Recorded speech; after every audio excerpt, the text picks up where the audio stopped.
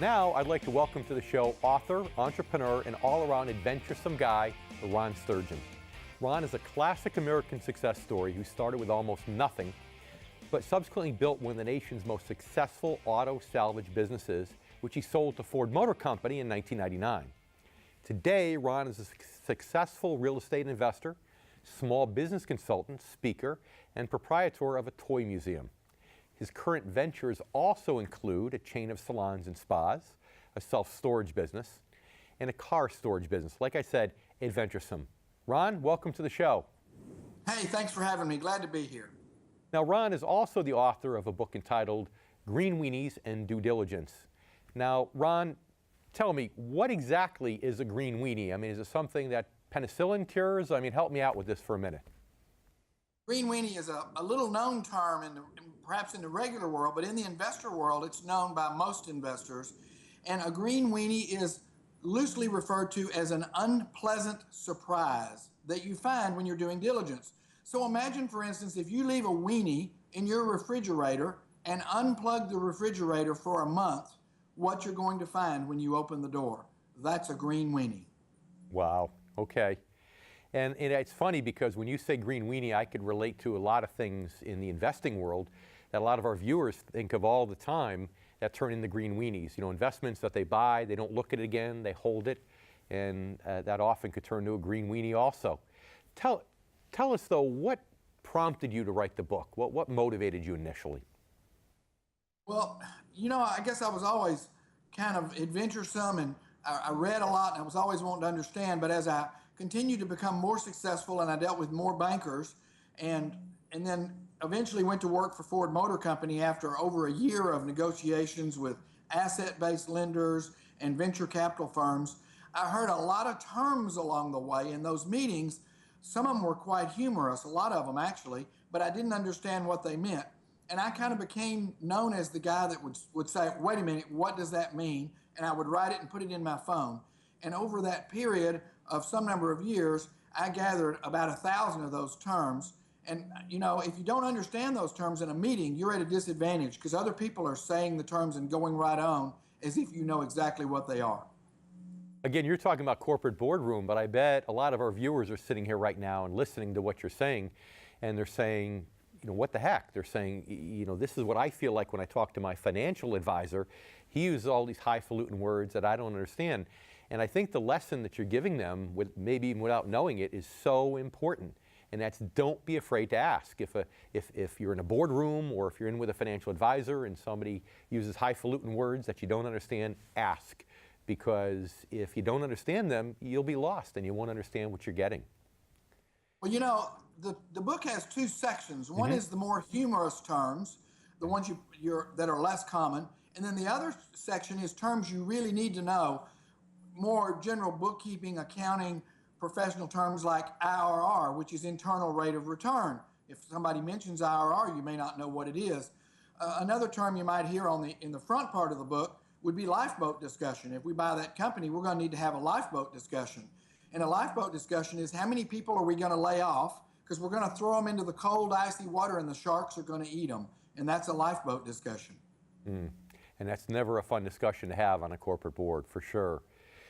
Tell us a humorous story from that section of your book. Well, another term, you know, in Texas, we have putting lipstick on a pig, and a lot of people kind of understand that term. Sure. But, you know, sometimes you can make a pig look better if you put enough lipstick on it, especially if you're a seller of a company rather than a buyer. One of the terms is, I think it's particularly funny, is watching the sausage being made. And, you know, if we watched what went into sausage, we would probably never eat sausage again. Hallelujah. But in the boardrooms and back rooms and discussions behind the scenes, people are making hard discussions, and they're talking about things that are not pretty and not pleasant, but they have to happen. And that's watching the sausage being made. That's watching the sausage being made. I love it. I love it. Due diligence. You know, give us an example of how hard it is, because I think a lot of our viewers are middle-class America, and, you know, maybe they've worked for companies, but, you know, you as being more of an entrepreneur, you know, talk for a moment about the amount of due diligence that it took for some of these companies to have enough faith in you that your company was solid, that they wanted to invest in your company, and what it took you to be able to show that to them, to prove that to them. Well, I think diligence for investors, I think a lot of times diligence think it's just accounting matters. And I call those pointy-headed matters, if you will. And Sure. those are things that are pretty easy to get people to analyze for you. But true diligence involves you're stepping back, not becoming too involved in the minutia, but then figuring out what are the key points and diving in to understand those key points. And it could mean meeting with employees and determining how the company runs and how the employees feel about the boss, for instance, because you're probably making a decision on whether or not you're going to keep the boss. And that's a different kind of diligence than adding up all the accounts receivable and wondering whether they're valid or not. Well, obviously you passed Ford's test because they kept you around for a while. Stay with us. We're going to be right back with more from Ron Sturgeon to talk specifically about how diligence helped him get to the point of being what I call a serial entrepreneur. We'll be right back.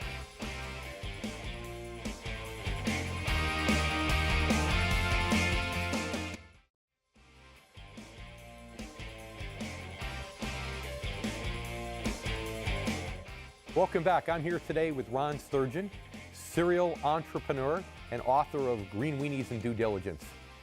Ron, before the break, you actually said a lot of things that made sense in terms of not being afraid to ask. You know, if you gloss over terms you don't understand, whether you're talking to a doctor or a lawyer or a financial advisor, you're going to be lost in the discussion and you can end up with a very, very bad result. But I think part of that is your personality. You've got a very diligent personality. I'd like you to tell our viewers, I know your story, but I'd like you to tell our viewers why you initially chose the auto business.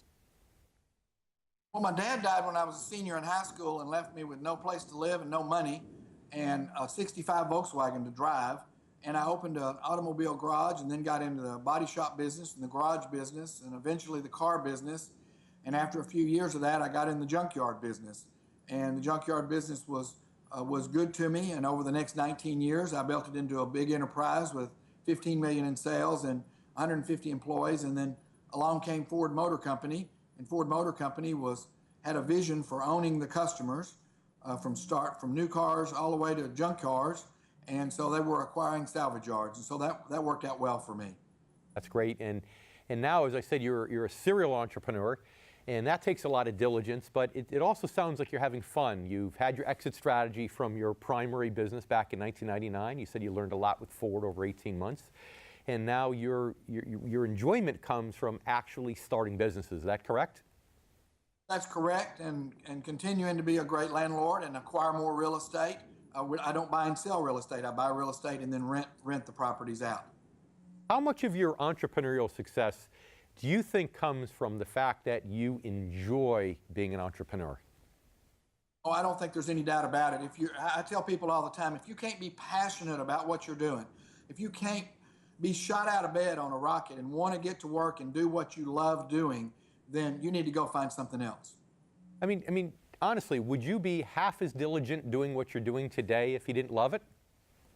No, absolutely not. And I am at a point in my life, I'm 62 now, where perhaps my energy level is a little bit lower and I'm enjoying life with my girlfriend and traveling, and but I'm always anxious to get back to work and love what I do.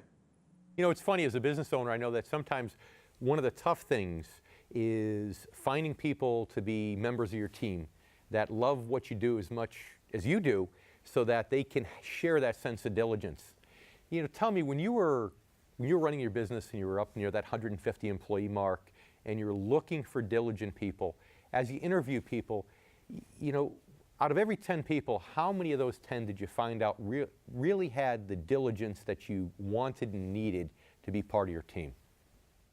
You know, I always said that there's just a few people that you surround yourself with that are smarter than you, and that's really important, that you recognize your weaknesses and then hire people to backfill those spaces. Accounting, for instance. Most owners hate accounting, they hate the math, they hate all that stuff. So you need to hire somebody that's smarter than you, that can deal with the banks, deal with the customers, and deal with the receivables and all the math and the bookkeeping, because it's so important.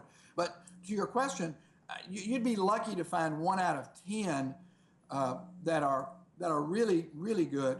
But more like 1 out of 100 that could be on a true leadership team. And the reality of it is, let's use accounting, for example. For someone to be diligent with accounting, they have to love it. And think about all the people that went to school for accounting that found out later maybe they don't love it. So they stay in the career, but they don't have that sense of diligence. And the same is true when it comes to investing. Again, a lot of people do it because they feel like, well, they have to. It's my money. And they don't want to outsource it. But yet they don't love it, so they don't share that sense of diligence. Do you know what I mean by that? Yeah, but let's draw a distinction there. There's two kinds of investors, perhaps, and one of those is that person that has a job and is investing in a 401k, or maybe has bought a couple of little commercial properties. And I think you're talking about somebody that builds value, that invests in something, runs it, makes it worth more, perhaps sells it or just gets the income. And that's a much larger scale and requires a lot larger set of skills. Okay. And you're actually, in our case, we're talking more about investing in the stock market, people investing in their own portfolios, do-it-yourself type investors, and so on. And it's interesting because just like we said, you can have somebody who went to school for accounting, so they stay in accounting. They find out they don't love it, so they really don't have that sense of love, passion, and diligence for it.